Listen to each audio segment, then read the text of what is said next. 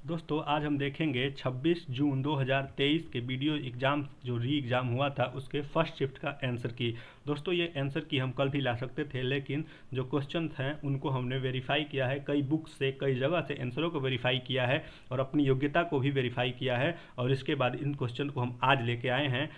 क्या फ़ायदा हम तुरंत आ जाएं और गलत आंसर आपको बताएं, लेकिन इसलिए सही है, इससे अच्छा कि देर आइए थोड़ा दुरुस्त आइए। वैसे भी आयोग आंसर की कई दिनों बाद ही देता है। तो शुरू करते हैं, देखते हैं ये फर्स्ट शिफ्ट के क्वेश्चंस हैं। तो आइए शुरू करते हैं। जो पहला है, विद्यालय की शोभा वही बढ़ा सकता है जो अनुशासन में रहे। यह किस प्रकार का वाक्य है? तो यह पूछा गया था, तो यह ऑप्शन डी सही होगा, यह मिश्र वाक्य है। आगे बढ़ते हैं दूसरे क्वेश्चन की तरफ और देखते हैं, श्रुति भिन्नार्थक शब्द युग्म लक्ष्य और लक्ष्य का ये पूछा था, तो इसका जो राइट आंसर होगा वह होगा ऑप्शन ए, यानी कि उद्देश्य और लाख सही होगा। तीसरा जो क्वेश्चन था, किस विकल्प में शुद्ध युग्म का अर्थभेद सही नहीं है, नहीं पूछा था, तो इसका जो राइट आंसर होगा वह होगा ऑप्शन ए, अभिराम और अविराम। अभिराम का स्थिर नहीं होता है, सुंदर होता है, इसलिए गलत हो गया है।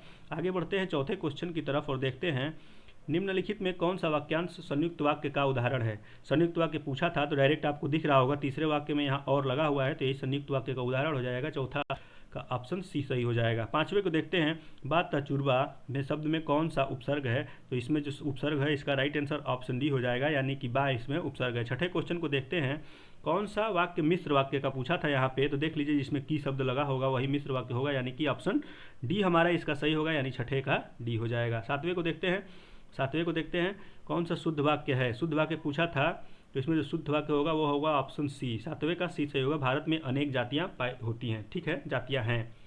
अच्छा, अब इसके बाद बढ़ते हैं अगले क्वेश्चन की तरफ और देखते हैं आठवां प्रश्न। हाँ, आठवां क्वेश्चन जो इस प्रकार है, निम्नलिखित में से कौन सा शब्द पुल्लिंग है? पुल्लिंग पूछा था, तो यानी कि जो दंपति शब्द है वो हमारा पुल्लिंग शब्द है। आगे बढ़ते हैं नौवें क्वेश्चन की तरफ और देखते हैं, आडंबर का पर्यायवाची शब्द नहीं है। आडंबर का पर्यायवाची शब्द इनमें से कौन सा नहीं है, यही पूछा गया था, तो जिसका राइट आंसर होगा वह होगा ऑप्शन सी, यानी कि दर्प आडंबर का पर्यायवाची शब्द नहीं है। अब यहाँ से दोस्तों 10 से 14 क्वेश्चन है, इनका हम केवल बता देते हैं क्योंकि ये गद्यांश से हैं। तो देखिए, 10वें का जो सही आंसर होगा वह क्या होगा? 10वें का जो सही होगा वह होगा डी, ऑप्शन डी सही होगा। और ये जो 11 नंबर का क्वेश्चन होगा, हाँ 11 नंबर का क्वेश्चन जो होगा, 11 नंबर का क्वेश्चन का आंसर क्या होगा? ऑप्शन ए सही होगा। क्या होगा? ऑप्शन ए सही होगा। अब इसके बाद 12वें पे देखते हैं, 12वें में क्या सही होगा? तो 12 में सही होगा, 12 में भी सही होगा। क्या सही होगा? 12 का जो है ए सही होगा। इसमें भी जल संचयन वह है जिसमें वर्षा जल को मुख्यतः भवनों छतों पर इकट्ठा कर, बिल्कुल सही बात है। ये गद्यांश का क्वेश्चन है, इन पर ज़्यादा वो नहीं देंगे, बस टिक लगाते जाइए। 13 का देखिए, 13 का क्या होगा?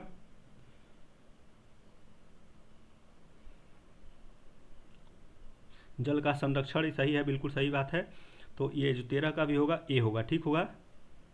और इसके बाद जो 14 आता है, 14 के देखते हैं, बांध का निर्माण किया जा सकता है, तो इसमें जो राइट आंसर होगा वो होगा ऑप्शन सी, कंक्रीट, चट्टान, लकड़ी अथवा मिट्टी से किया जा सकता है। यहाँ से गद्यांश खत्म होते हैं। उसके बाद अगला क्वेश्चन 15 देखते हैं, कंठ से उत्पन्न ध्वनि कौन कौन सी है? तो इसका राइट आंसर होगा ऑप्शन बी, ग और घ ध्वनि जो इसमें है कंठ से उत्पन्न है। आगे बढ़ते हैं और देखते हैं अगले प्रश्न को, जो कि इस प्रकार 16वां है। 16 नंबर का जो क्वेश्चन है, निम्नलिखित में से किस कवि की काव्य भाषा ब्रज नहीं है, यह पूछा गया था हमसे। तो जो इसका जो राइट आंसर होगा वह होगा ऑप्शन सी। क्या हो जाएगा? ऑप्शन सी, यानी कि मैथिल शरण गुप्त। आगे बढ़ते हैं नेक्स्ट क्वेश्चन की तरफ, देखते हैं 17 और 18 को। मानसरोवर में किस कहानीकार की कहानियाँ संग्रहित है? तो जो 17 का राइट आंसर होगा वह होगा ऑप्शन सी, यानी कि प्रेमचंद्र की, ठीक है। 18, अध्यक्ष महानगर पालिका को लिखे जाने वाले बाल शिकायत पत्र किस श्रेणी में आएंगे? तो यह पूछा है, तो यह किस में आएंगे? तो यह आएंगे कार्यालयी पत्र में। किस में आएंगे? कार्यालयी पत्र में, ठीक है। ऑप्शन बी सही हो जाएगा। आगे बढ़ते हैं 19वें क्वेश्चन की तरफ और देखते हैं, जब प्रथम वर्ण व्यंजन और दूसरा वर्ण स्वर हो तो उनके मध्य की संधि होती। यह पूछा है 19 में, तो 19 का जो हो जाएगा वह हो जाएगा व्यंजन संधि, ठीक है, यानी कि ऑप्शन ए सही हो जाएगा। 20 का देखते हैं, कबीरदास की भाषा कौन थी? तो पंचमेल खिचड़ी कह सकते हैं इसको, तदुकड़ी थी, तो बी हो जाएगा 20 का राइट आंसर। 21 का देखते हैं, एक भारतीय आत्मा किनको कहा गया है? तो यह जो इसका जो राइट आंसर होगा वह होगा ऑप्शन ए, यानी कि माखनलाल चतुर्वेदी को एक भारतीय आत्मा कहा गया है। संविधान के किस अनुच्छेद के अनुसार संघ की राजभाषा हिंदी और लिपि देवनागरी होगी? यह 22वां क्वेश्चन था और इसका जो राइट आंसर होगा वह होगा ऑप्शन डी, ठीक है, यानी कि अनुच्छेद 343। देख बढ़ते हैं अगले क्वेश्चन को देखते हैं। प्राकृत, संस्कृत, अपभ्रंश, पाली, इन भाषाओं में प्राचीनतम भाषा कौन सी है? यह 23 नंबर का क्वेश्चन था और 23 नंबर के क्वेश्चन का जो आंसर होगा वह होगा ऑप्शन डी, यानी कि प्राचीनतम भाषा संस्कृत है। आगे बढ़ते हैं 24वें क्वेश्चन की तरफ और देखते हैं 24वें क्वेश्चन को। निम्नलिखित में कौन सी रचना संग्रह ब्रज भाषा में है? इनमें से पूछा था कौन सी ब्रज भाषा में है। ये 24 नंबर का क्वेश्चन आपसे पूछा था और इसका जो राइट आंसर होगा वह होगा ऑप्शन सी, यानी कि रसखान रचनावली। ठीक है, यह ब्रज भाषा में है। आगे बढ़ते हैं, देखते हैं अपने अगले प्रश्न को जो कि 25 नंबर है और 25 नंबर है, हम चूड़ियाँ पहन रहे हैं वाक्य किस काल की है? तो 25 नंबर का जो राइट आंसर होगा वह होगा ऑप्शन बी, अपूर्ण वर्तमान काल इसका सही राइट आंसर है। आगे बढ़ते हैं अगले प्रश्न की तरफ और देखते हैं 26 नंबर के क्वेश्चन। निम्नलिखित में से कौन सा संधि विच्छेद सही है? महर्षि, महा प्लस अर्षि। तो जो 26 का जो सही आंसर होगा वह होगा ऑप्शन डी, यानी कि मध्वरी शब्द में मधु प्लस आरी, यही संधि विच्छेद होगा और ये सही है। 26 का डी हो जाएगा। 27 देखते हैं, निम्न में अपादान कारक का प्रयोग किस विकल्प में नहीं हुआ है? यह पूछा है, तो इसका जो राइट आंसर होगा वह होगा ऑप्शन सी, यानी कि इसमें कार से गए हैं तो करण कारक होगा साधन के रूप में। तो 28 पे चलते हैं, से किस कारक का चिन्ह होता है? तो इसका जो राइट आंसर होगा वह होगा ऑप्शन सी, यानी कि अपादान कारक का। ठीक है, आगे बढ़ते हैं 29वां क्वेश्चन, समझौता शब्द में कौन सा प्रत्यय लगा हुआ है? तो जो 29 का राइट आंसर होगा वह होगा ऑप्शन ए, यानी कि औता लगा हुआ है। समझ शब्द में औता लगने से समझौता हो गया है, प्रत्यय है। आगे बढ़ते हैं 30वां क्वेश्चन देखते हैं। 30वां में क्या है? निम्नलिखित में से व्यष्टि शब्द का विलोम क्या होगा? व्यष्टि का होगा समष्टि, राइट आंसर ऑप्शन बी हो जाएगा। ठीक है, तो इसका जो राइट आंसर होगा वो ऑप्शन बी हो जाएगा। ठीक है, 31वां क्वेश्चन देखते हैं। 31वां क्वेश्चन का है, निम्नलिखित में से कौन सा समास का प्रकार सही नहीं है? यही पूछा है, सही इसमें से समास का कौन सा प्रकार नहीं है 31वें क्वेश्चन में? पर्णकुटी यहाँ पे बिल्कुल सही नहीं है, यहाँ पे द्वंद्व समास नहीं होगा, इसलिए ये सही होगा। 31 का सी हो जाएगा। आगे बढ़ते हैं, देखते हैं 32वां क्वेश्चन को। जो 32वां क्वेश्चन है ये लाइन्स दी हुई है, इन लाइन्स में पूछा है निहित कौन सा रस पूछा हुआ है। तो इन पंक्ति में जो रस होगा वह होगा ऑप्शन डी, यानी कि शांत रस। ठीक है, आगे बढ़ते हैं, अगले प्रश्न का आंसर देखते हैं। उदाहरणों में श्रृंगार रस का उदाहरण कौन सा है? श्रृंगार रस का उदाहरण पूछा था आपसे किसमें? 33 नंबर के क्वेश्चन में। 33 का जो सही आंसर हो जाएगा वह होगा ऑप्शन डी, यानी कि पास ही मिलकर उगी है बीच में अलसी अठिल। इस वाक्य में क्या है? श्रृंगार रस है और ये 33 का ऑप्शन डी सही हो जाएगा। अगला क्वेश्चन को देखते हैं, 34 वाले में क्या सही होगा? निम्नलिखित में कौन सा अर्थालंकार का एक प्रकार है? अर्थालंकार का पूछा है, यमक शब्द का होता है और ये वक्रोक्ति अलंकार, श्लेष अलंकार ये शब्द का होते हैं, लेकिन जो रूपक होता है वह अर्था का होता है। ठीक, अर्थालंकार का उदाहरण है। 34 का बी हो जाएगा। और 35 का देखते हैं, 35 का राइट आंसर क्या होगा? मौन और संपन्न शब्दों के क्रमशः सही विलोम शब्दों का चयन कीजिए। तो 35 का जो सही आंसर होगा वह होगा ऑप्शन सी, यानी कि मुखर और विपन्न। क्या? मुखर और विपन्न 35 का ये सही आंसर हो जाएंगे। आगे बढ़ते हैं 36वें क्वेश्चन की तरफ और देखते हैं, किस वाक्यांश के लिए प्रयुक्त शब्द सार्थक है? यह पूछा गया था इनमें से। तो इसका जो राइट आंसर होगा वह होगा ऑप्शन डी, यानी कि जो बिना वेतन काम करता हो उसे अवैतनिक कहते हैं।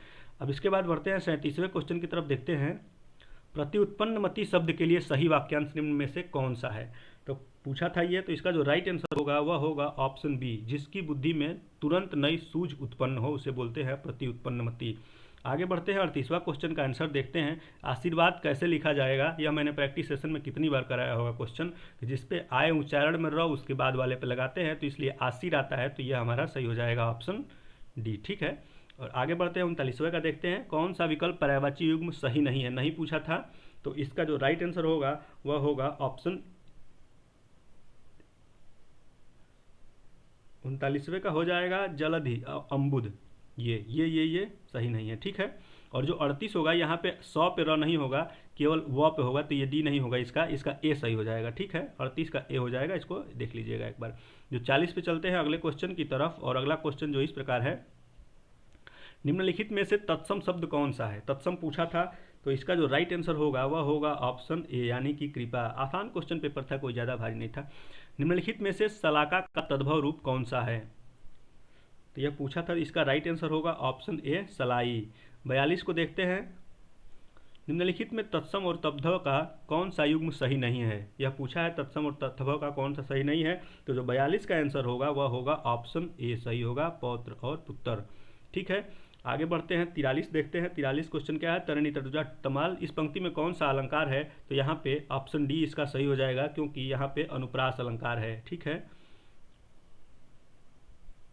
43 का डी सही हो जाएगा। आगे बढ़ते हैं 44वें क्वेश्चन की तरफ और देखते हैं तिथि शब्द का बहुवचन है।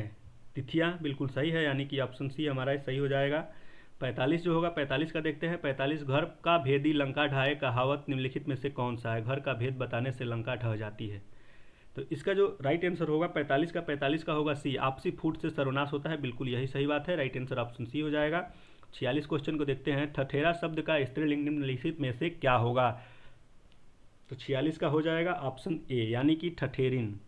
47 को देखते हैं। आंखों का तारा मुहावरे का सही अर्थ होगा अति प्रिय। ठीक है, बिल्कुल सही बात है, 47 का डी होगा। फिर 48 को देखते हैं। मान न मान मैं तेरा मेहमान कहावत का अर्थ बताना था जबरदस्ती गले पड़ना, यही सब जो भी है 48 का ए यही सही होगा। और 49 को देखते हैं। निम्नलिखित में से वाक्य के शुद्ध रूप का चयन कीजिए। वन में प्रातः काल के समय बहुत ही मनोरम दृश्य होता है। 49 का जो राइट आंसर होगा वह होगा ऑप्शन बी, यानी कि वन में प्रातः काल का दृश्य बहुत ही सुहावना होता है। अब देखते हैं 50 यानी कि लास्ट क्वेश्चन को, किस विकल्प में सभी शब्द तद्भव हैं, तो 50 का जो राइट आंसर होगा वह होगा ऑप्शन डी, यानी कि छकड़ा काजल और खेत, ये हमारे सभी शब्द तद्भव है। तो दोस्तों यह था हमारा 26 जून का पेपर, जिसको हमने देखा, और ये फर्स्ट शिफ्ट का थे, इसके आंसर की को देखा। सेकंड शिफ्ट का भी हम देखेंगे, और इसी तरह से जो शिफ्ट आएंगी सबका हम देखेंगे। जीके जीएस का भी हम लाएंगे, थोड़ा देर आएगा लेकिन दुरुस्त आएगा, आप विश्वास करिएगा, ऐसे यही सही होंगे और यही आंसर की से सही होंगे। बिल्कुल सही बात है। चलिए मिलते हैं फिर आगे, तब तक के लिए धन्यवाद।